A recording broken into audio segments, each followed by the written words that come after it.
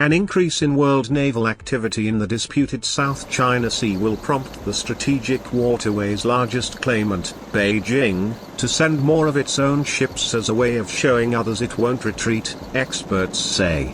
2 Indian Navy warships and a Vietnamese Navy frigate held exercises last week that started at a port in Vietnam and extended into firing drills and helicopter moves further at sea, the Indian Defence Ministry said on its website. It said the exercises were in continuation with ongoing deployment of Indian Navy ships in the South China Sea and would be another step towards strengthening India-Vietnam defense relations.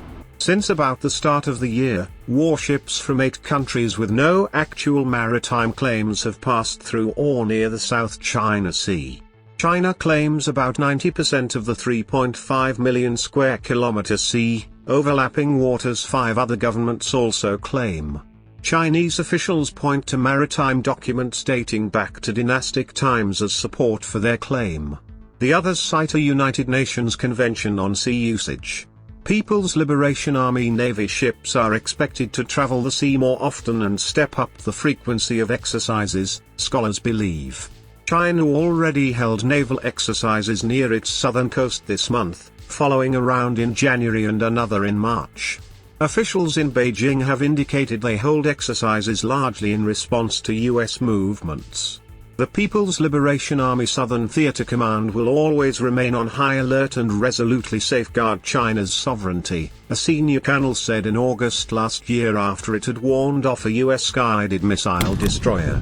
China fears the dispute is becoming more internationalized because of the spike in foreign navy operations and that it has lost its clout to discuss sovereignty disputes one-on-one with other Asian states, said Yun Sun, senior fellow and co-director of the East Asia program at the Stimson Center in Washington.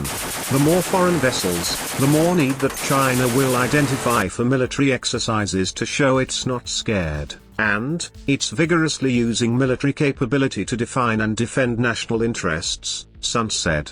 China will probably react to each foreign exercise with something comparable, though actual clashes are unlikely, said Jay Batongbakal, International Maritime Affairs professor at the University of the Philippines in Quezon City. Countries from outside the region often pair their exercises with statements opposing a single country's control of the whole sea, another irritant to Beijing.